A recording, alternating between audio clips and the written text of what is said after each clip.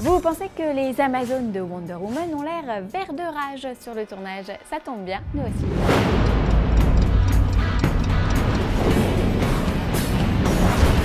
Qui pour affronter Deadpool dans l'épisode 2? Cable bien sûr, mais pas que. Que diriez-vous de voir à l'écran Taskmaster? Si on vous en parle aujourd'hui, ce n'est pas innocent. Quand en janvier 2010, les scénaristes Red Reese et Paul Wernick bossent sur Deadpool, Taskmaster fait partie de la première mouture du scénario. Mais il aura fallu 4 ans à la Fox pour développer le film, et entre-temps, les droits du personnage ont atterri entre les mains de Marvel Studios.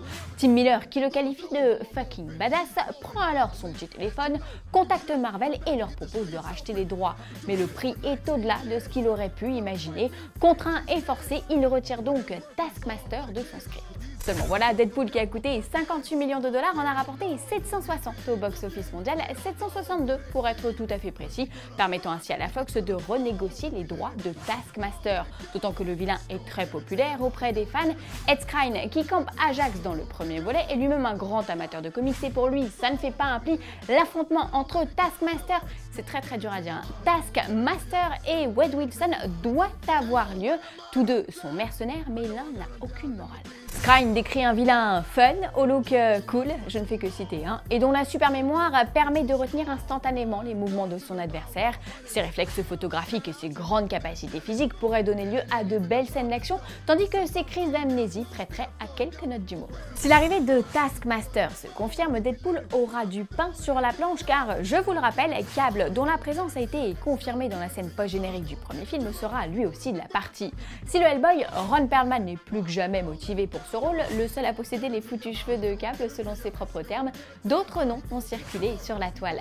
Stephen Quaritch Long, qui entre nous a lui aussi la coiffure de Cable, l'expendable Dolph Lundgren, soufflé par Wade Wilson lui-même, mais aussi John Hamm, compétiteur de choix selon l'un des auteurs de comic books Rob Liefeld, et pourquoi pas Gerard Butler qui possède assurément la carrure du méchant.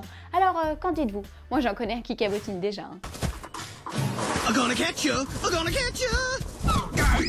Oh, what I tell you! Oh, what I tell you! I'm gonna catch you! I'm shaking my milkshake! Oh yeah! Shake it back and forth! You know it! You love it! Open up wide, Tasky!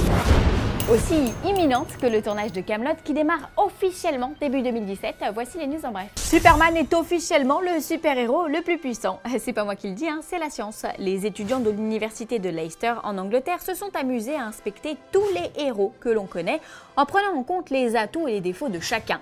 Force, rapidité, capacité à se régénérer, à voyager en sécurité, à se fondre dans le décor, mais aussi maniabilité et crédibilité des super-pouvoirs, éventualité des dommages collatéraux, bref, tous les critères sont passés au peigne fin. Si leurs conclusions vous intéressent, je vous invite à lire l'article disponible à l'adresse qui s'affiche en bas de votre écran. Vous y découvrirez notamment pourquoi Batman arrive en dernière position. En tout cas, ça bosse sévère à l'université de Leicester.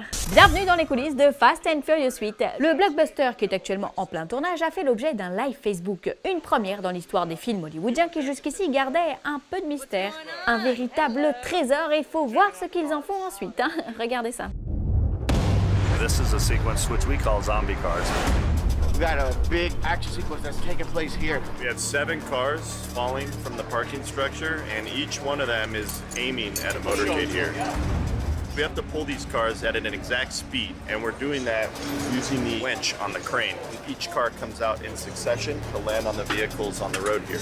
Obviously, there's no one in them because they're about to be impaled by 3,000-pound lawn darts. We have about 35 to 40 cars in this pileup. That's how we do things on Fast and Furious. We do things practical. As long as we do it safe, that's the bottom line. This action is unlike anything you've ever seen. It's going to be spectacular. Total carnage. We'll see the result of this very soon.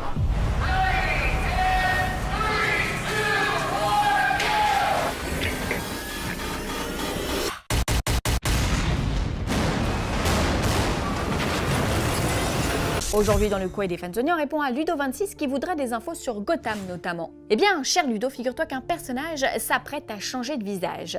La jeune Claire Foley qui incarnait Poison Ivy quitte la série au profit d'une actrice un peu plus âgée.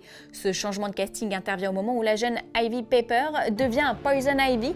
Une métamorphose physique s'impose donc et la production recherche une jeune fille d'une vingtaine d'années pour reprendre le rôle dans la saison 3.